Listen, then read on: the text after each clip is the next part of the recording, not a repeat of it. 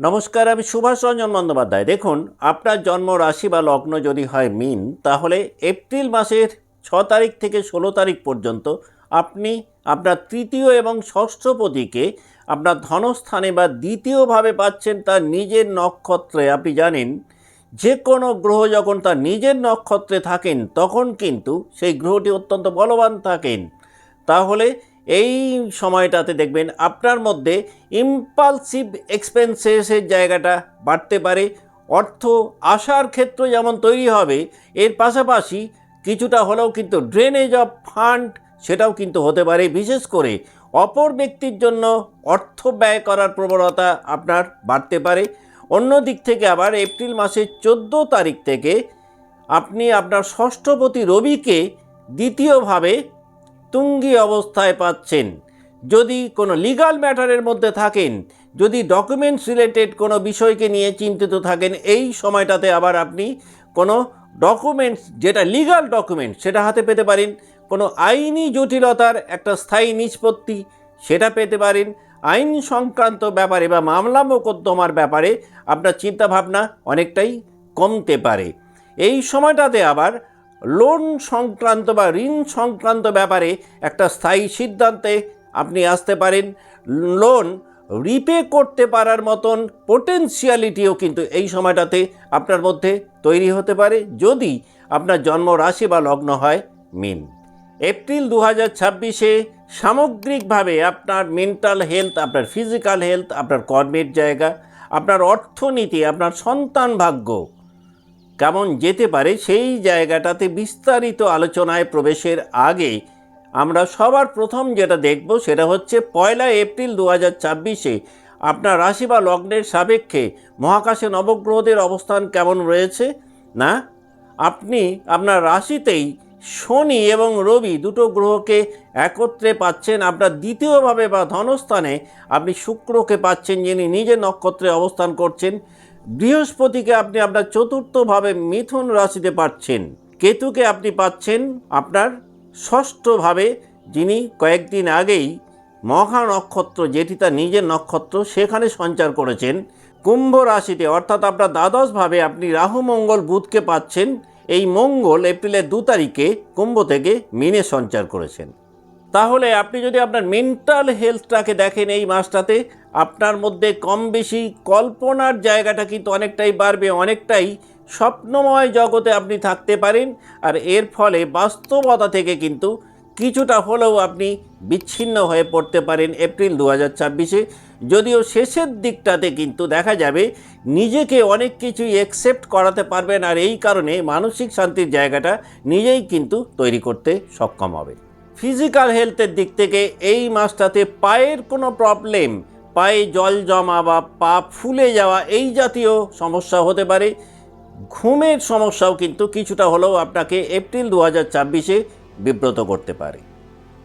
আপনি যদি আপনার ফাইন্যান্সিয়াল হেলথ বা অর্থনৈতিক জায়গাটাকে এই মাসটাতে দেখেন, তাহলে এই মাসটাতে কিন্তু অপর ব্যক্তিদেরকে দান বা সাহায্য করতে গিয়ে আপনি কিছুটা আর্থিক চাপের মধ্যে পড়তে পারেন, ও আপনার অজান্তেই অর্থ বেরিয়ে যাওয়ার মতন একাধিক পরিস্থিতি কিন্তু তৈরি হতে পারে। যদিও শেষের দিকটাতে 19 তারিখের পর দেখবেন অর্থনৈতিক জায়গাটাতে আপনার মধ্যে একটা অ্যাওয়ারনেস অনেকটাই বাড়বে।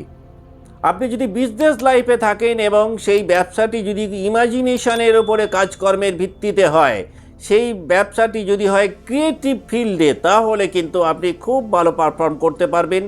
আপনি যদি বিহাইন্ড দ্য সিন এই রকম বিজনেসে থাকেন, তাহলেও ভালো ফল পেতে পারেন। ইনটিউশন বেসড কোনো কাজকর্মে যদি আপনি থাকেন, সেটাও কিন্তু এপ্রিল 2026-এ আপনাকে বেশ কিছু ইতিবাচক ফলাফল দিতে পারে। আপনি যদি চাকরি জীবনে থাকেন, তাহলে দেখবেন চাকরি ক্ষেত্রে অপর ব্যক্তির কাজ আপনার ঘাড়ে আসতে পারে। নিজের পরিশ্রমের কৃতিত্ব একটুখানি হলেও কিন্তু বিলম্বে প্রাপ্ত হতে পারেন চাকরি জীবনে বা কর্মজীবনে।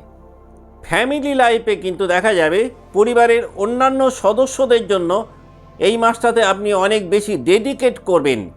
নিজেকে আড়ালে রেখে পরিবারের অন্যদের স্বার্থকে অগ্রাধিকার দেওয়ার প্রবণতা এপ্রিল 2026-এ আপনার ক্ষেত্রে বাড়তে পারে। তবে আপনার সন্তানদের কল্পনা শক্তি এবং সৃষ্টি সুলভ কাজকর্ম কিন্তু এই মাসটাতে অনেকটাই বাড়বে। তাদের ক্ষেত্রে কিন্তু এই মাসটাতে আপনার যেটা করণীয় কর্তব্য হবে সেটা হচ্ছে আপনার ইমোশনাল কেয়ারিং একটু বাড়ানো দরকার পড়তে পারে সন্তানদের প্রতি, যদি আপনার জন্ম রাশি বা লগ্ন হয় মীন।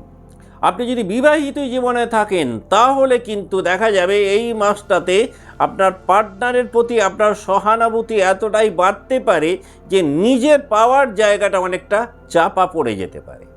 আপনি যদি প্রেম জীবনে থাকেন তাহলে কিন্তু এই মাসটাতে একতরফা স্যাক্রিফিকেশন করার প্রবণতা আপনার বাড়তে পারে।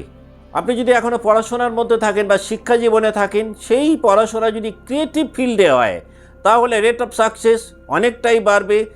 হঠাৎ করে কিন্তু কনসেন্ট্রেশনের কারণে শিক্ষা জীবনে একটু বাধাপ্রাপ্ত হতে পারেন, যদিও এই মাসটাতে আবার আর্ট বা মিউজিক রিলেটেড পড়াশোনার মধ্যে যারা রয়েছেন তাদের রেট অফ সাকসেস অনেকটাই বাড়তে পারে। এখন আমরা দেখে নেব মীন রাশি যে 3টে নক্ষত্রকে নিয়ে গঠিত, সেই নক্ষত্রে যারা জাতক বা জাতিকা রয়েছেন এপ্রিল 2024 কেমন কাটাবেন।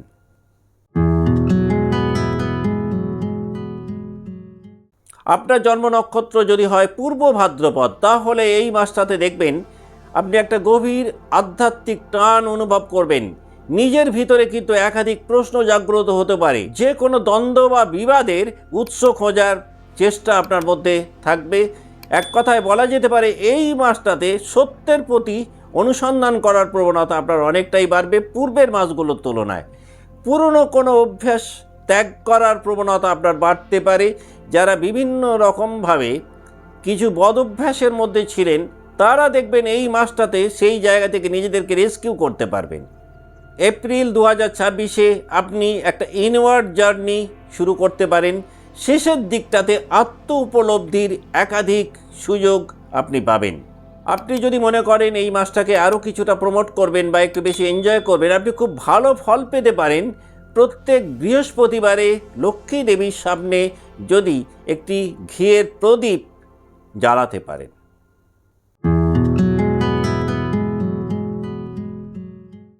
আপনার জন্ম নক্ষত্র যদি হয় উত্তর ভাদ্রপদ, তাহলে কিন্তু এই মাসটাতে স্টেবিলিটি হাঙ্গার আপনার মধ্যে কাজ করতে পারে। সব ক্ষেত্রেই আপনি একটা স্থিতিশীলতা চাইবেন। ভিতরে যদিও আপনি শান্ত থাকবেন, কিন্তু বাইরে আপনার মধ্যে একটা অস্থিরতা কিন্তু কাজ করবে।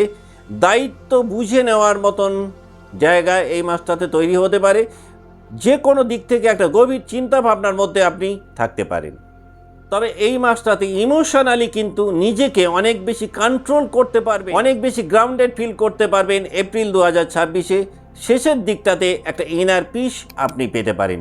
আপনি যদি মনে করেন এই মাসটাকে আরও কিছুটা প্রমোট করবেন বা একটু বেশি এনজয় করবেন, আপনি খুব ভালো ফল পেতে পারেন যদি প্রত্যেক শনিবার খালি পায়ে একটু হাঁটার অভ্যেস করতে পারেন।